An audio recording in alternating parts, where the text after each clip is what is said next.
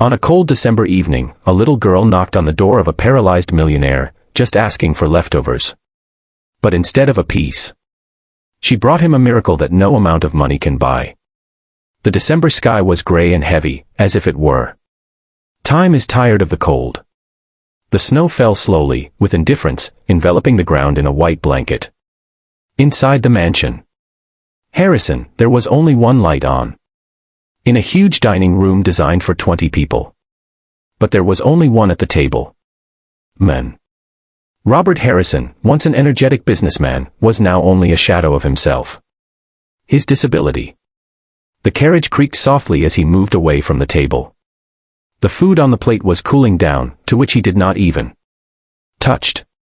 The wine in the glass remained untouched, and the clock on the wall chimed the seconds with ruthless precision.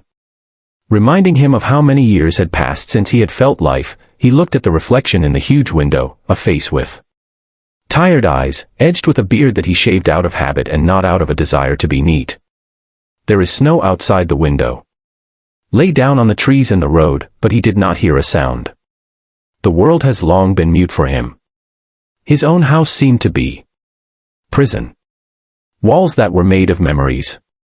Each room held the echo of footsteps that he could no longer take. It's been 20 years since the very day when the glitter of headlights and the grinding of metal destroyed everything, his career, his family, his pride, his body. He survived the best surgeons of experimental therapy, desperate hopes, and then a slow acceptance that life would now pass. At will level. The millions of dollars he had once been proud of no longer mattered. His money could not. To return to him the feeling of the floor under his feet. He pushed off the table and drove to the window, looking down at the street. People were walking there. Ordinary passers-by, hurrying somewhere, cursing at the wind, holding hands, jumping through snowdrifts. He did not. Envy died in him many years ago. Only emptiness remains. But somewhere deep inside, barely audible, there was a longing for those simple trifles, the feeling of shoes on your feet, the steps on fresh snow, the feeling of freedom in everyone. Movement. He was about to close the curtains and go to his office when he heard a sound that did not fit into the usual silence. A thump, almost timid knock. Not a call, not an insistent demand, but a light tap. As if someone was afraid to disturb the silence of his world. Bob froze, listening. Maybe the wind. Maybe a branch has fallen. But the sound repeated. 3 short blows, then a pause, then another one. He frowned. The worker left the house a few hours ago. He was not waiting for anyone. For so many years, only couriers and doctors. Not a single person came to this house just like that. Curiosity, which had long been dormant, raised its head. I turned the carriage and headed for the corridor. The wheels rolled quietly on the parquet, reflecting his loneliness. He drove past the portraits of his ancestors, past the mirrors in which the men he barely recognized was reflected. The house was huge, but every meter of it echoed, resonant, empty. The knocking continued more and more quietly, as if the one who knocked was already. He lost hope that they would open it to him. When he finally reached the door, a small shadow could be seen behind the glass insert. Robert stopped, frowning. He opened the lock and slowly opened the door. A tiny girl of about 6 was standing on the threshold. Her jacket was too thin for the winter, and her boots, if that was the case, to name it, soaked through. Her hair is disheveled, her cheeks are pink from the cold. She was clutching an empty plastic. And her huge eyes, blue as the winter sky, looked at him without fear. "Mister," she said quietly. Almost a whisper. Robert did not immediately understand what she said. "What?" "Leftovers," she repeated, her voice trembling a little louder. "You probably have food that you won't eat." "I'm very hungry." He stared at her. For 20 years in this house, no one asked him for anything but money. People. They called to offer investments, deals, contracts. But never leftovers. "What are you doing here alone?" he asked. And his voice sounded rougher than he wanted. The girl cowered, but did not run away. "Mom is at work." she said. We just live across the street there, in an old house. She said she would be late, and I was hungry. Mrs. Patterson said rich people throw away good food. I thought, maybe you're one of them. Words were neither impudent nor self-pity. Only simple children's logic and honesty. Robert felt. Something inside him trembled. How many years had passed since anyone had spoken to him so directly, without falsehood, without caution? What's your name? He asked after a pause. Lily Thompson, and you Robert Harrison. But you can call me Bean. She smiled. A light, pure smile that doesn't know what pity is. All right, Mr. Bob. Her teeth chattered slightly from the cold. Robert felt his heart sink. He recalled his mother once saying, compassion is a luxury that the rich rarely indulge in. He hadn't felt compassion for a very long time, but now, looking at the tiny figure on the threshold, he felt it keenly. Almost painfully. Wait here, he said, and, turning the stroller, rolled back to the kitchen. He opened the refrigerator, took out a container with dinner, which I almost did not eat, chicken, potatoes, some vegetables, still warm. I put everything in a paper bag and returned to the door. Lily stood in the same place, shifting impatiently from foot to foot. When he handed her the package, her eyes flashed with gratitude. Thank you, Mr. Bob, she said, hugging the package like a treasure. But before he could close the door, she added, can I offer you a deal? A deal? What other deal? You gave me food, and I can give you something in return. He chuckled slightly. What can you give me? Baby. I can make you walk again. The word struck him like lightning. For a moment, he felt a rage of rises from the depths, the same one that has nourished him for many years. Another one flashed through his mind. Another. Who? Does he believe that he can work miracles? Another lie. Don't you dare, he said sharply. Don't mess with it. But she did not flinch. Her eyes remained clear and calm. I'm not kidding, Mr. Bob. I know how to wake up what has fallen asleep. He stared at her silently. There was nothing ostentatious in these words.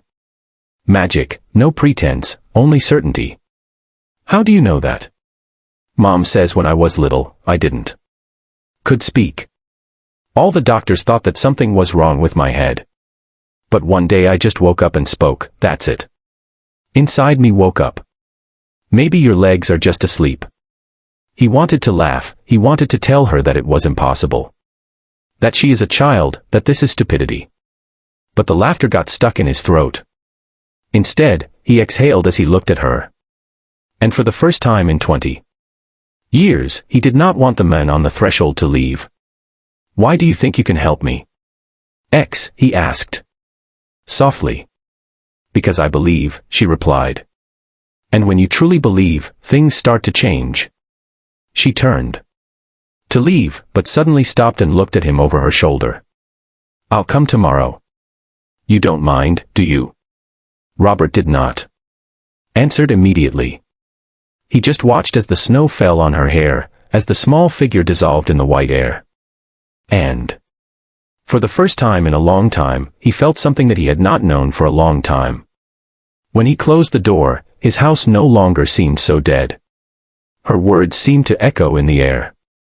A tiny spark, piercing the icy void. He drove up to the window and looked out into the street. Through the snow curtain he saw how small. A girl in a green jacket crosses the road to an old house. She looked around and waved her hand to him. Mechanically, he raised his hand in response, and the corners of his lips twitched. Maybe it's just an illusion. Maybe she won't come the next day. Maybe it was just a childish invention, but for now he sat in his dark room, listening to the clock measure the night. Second, for the first time in many years, he did not want to fall asleep. There was a strange feeling in my chest, tiny but alive. He did not know what exactly had changed.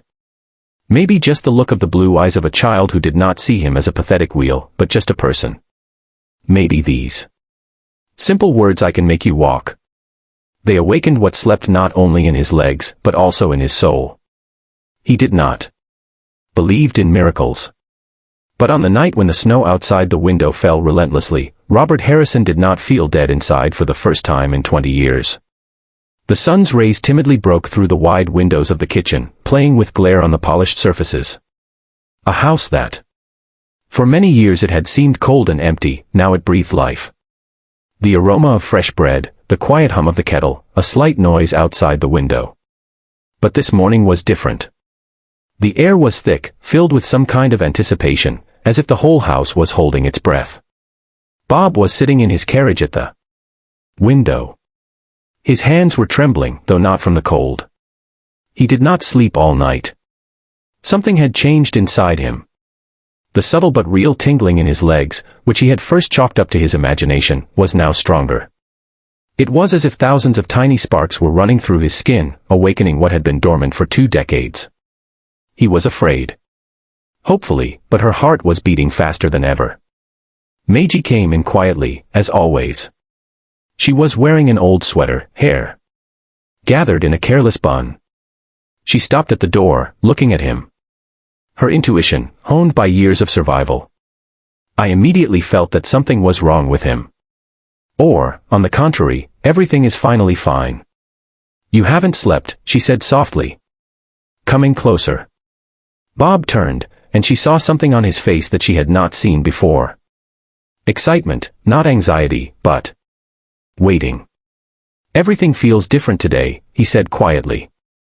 It was as if the air had become thicker. And I'm a Zivia. He wanted to say more, but at that moment the door swung open, and Lily ran in barefoot in pajamas with a picture of bunnies. Hair disheveled, cheeks burning. She shone as if she had brought the sun itself into the house. Today, she exclaimed, spreading her arms wide. Today is the day when Mr. Bob will remember how to walk. Maggie froze. Decca, she began cautiously, don't say that. You don't want Mr. Bob to hope. In vain, Lily interrupted, and something grown-up, wise flashed in her eyes. But it's not in vain, Mom. He is ready. Bob stared at her, unable to utter a word. How many times had he heard empty promises from doctors, from charlatans, from himself? But from a child, these words sounded different, without falsehood, without fear. As if she was just reporting the obvious fact. I don't know, Lily, he said quietly. It may just be an illusion, a temporary sensation. What if not, she answered, and came close to him. He nodded. Then it's not an illusion, just try it. One small step towards me. Meiji stepped forward. Lily, enough, he can fall, hurt himself. Mom, she said firmly. Girl without turning around. He fell inside himself for 20 years. It won't get any worse. Bob grinned.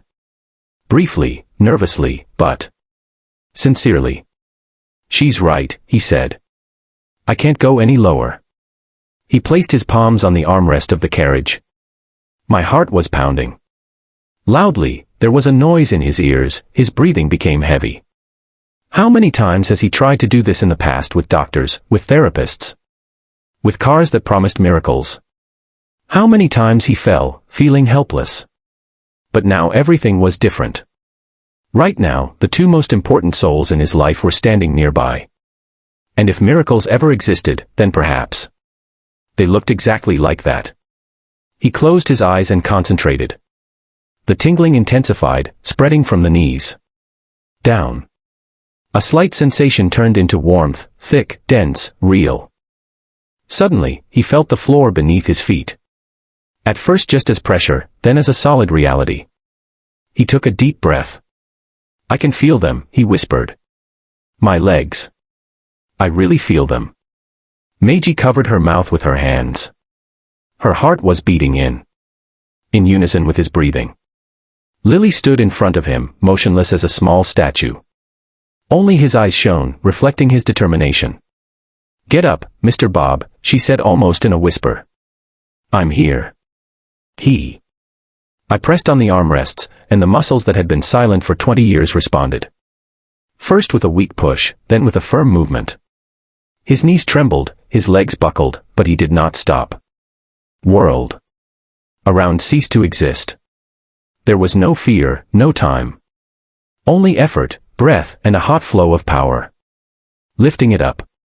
MGI stepped forward, ready to pick it up, but he raised his hand. "Don't help," he wheezed. "I have to do it myself." The wheels of the stroller were left behind. His body slowly straightened up. He stood unsteadily, like a child taking his first step in life, but he stood. Meiji couldn't believe it. Her eyes filled with tears. In the throat. "You're standing," she whispered. Bob nodded. Tears flowed down his face. "I'm standing," he repeated, as if testing reality. "I'm really standing." Lily smiled broadly, as if it were the most natural miracle in the world. She held out her hands to him. "Now go. One step towards me." The distance between them was only a few feet, but to Bob it seemed like an infinity. He concentrated, feeling his muscles obey, his legs obeying his will. It wasn't just a step. It was return to life, to oneself. He raised his right leg. She trembled like a leaf in the wind, but then she rose. Left. Every millimeter of movement reverberated with pain, joy, fear, and hope. Immediately rolled up on his temples. And here is the first step. Uncertain, but real. Then the second. MGI couldn't hold back any longer. Tears flowed. Flow. She covered her face with her hands, but still looked through her fingers. Lily stood motionless, as if afraid. Destroy magic with movement. When Bob finally reached her, she rushed forward, wrapping her arms around his neck. "You did it," she whispered, burying herself in his shoulder. "I knew you could." Bob knelt down not because he fell, but because he wanted to. He hugged the girl, feeling the warmth of her small body fill his entire being. "No, Lily," he said through tears. "We did it together." Meiji walked over and knelt down beside her, still trembling. Her hands rested on his shoulders, and he felt her fingers tremble. "It's impossible," she whispered. "It can't be true." "But it's true," he answered. "I can feel the ground beneath my feet." Lily pulled away and looked him straight in the eye. "See, I'm told. When the heart wakes up, the body remembers how to live." The sun poured through the windows, illuminating the three standing in the middle. Cuisine. The light fell on them in golden streaks, as if the sky itself was blessing this moment. For a while, no one spoke. Only breathing. Only quiet sobs. Then Meiji laughed suddenly. At first hesitantly, then louder. Laughter mixed with tears. "Lord," she said, "I don't believe in miracles." "Now you believe," Bob smiled. She nodded. "Now yes." He sat back down in his chair because his strength had left him. But inside he felt like a giant. His whole body ached, but it was a sweet pain. The pain of life is not suffering. Lily ran around, excitedly telling how they now had to exercise his legs every day so that they wouldn't fall asleep again. Meiji made tea, but she couldn't sit down herself. Her hands were still trembling as she placed the cup in front of him. "How are you? Do you feel?" she asked. "It's like being born again," he replied. "As if I lived in a black and white film for 20 years, and today someone turned it on." Meiji smiled. "You're a monster of will, Bob. I don't know how you did it." He looked at Lily, who was sitting on the floor and laid out her drawings, and said, "I just believed in her." She raised her head and said seriously, "And I just believed in you." At that moment, Bob realized that the miracle was not about magic. It was in the belief that someone can look at you not as broken, but as a person in whom there is still the power lives. They sat there for so long until the sun moved and began to gild the walls. Silence reigned in the kitchen. But it was warm and alive. Bob looked back at the window where he had seen other people's footsteps, and for the first time he thought that he would soon see his own. He looked at Meiji. "Thank you for not stopping believing in me, even when I stopped myself." She smiled through her tears. "I didn't believe in miracles, Bob, but I believed in people, in you." Lily got up, walked over to them, and put her arms around both of them. Everything is just begins, she said with a certainty that left no doubt. Now your legs are awake. But then we will teach them to run. Bob laughed for the first time in years. His laughter filled the kitchen, reflecting off the walls, ringing like the ringing of bells. There was no pain in that sound, only life. He looked at Lily. And I realized that everything that I once thought was impossible was just beginning.